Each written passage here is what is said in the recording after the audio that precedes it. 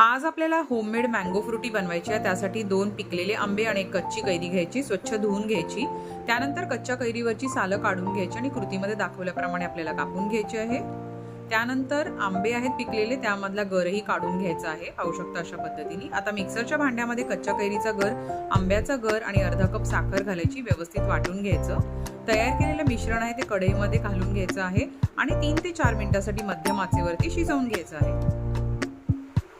मग आता यामध्ये 1 चमचा लिंबाचा रस घालून व्यवस्थित एकजीव करून घ्यायचा आहे। कृतीमध्ये दाखवल्याप्रमाणे एक बोल घ्यायचा, त्यावरती चाळण घालून तयार केलेलं मिश्रण आपल्याला गाळून घ्यायचंय, जेणेकरून गुठळ्या गाठी काही असतील तर त्या निघून जातील। कन्सिस्टन्सी ऍडजस्ट करण्यासाठी आपल्याला पाण्याचा वापर करायचा, तर पाणी घालून घेऊया। आता तयार केलेली फ्रुटी थंड होण्यासाठी फ्रीज मध्ये ठेवून देऊया। अशा पद्धतीने होममेड मँगो फ्रुटी करून तयार झालेली आहे।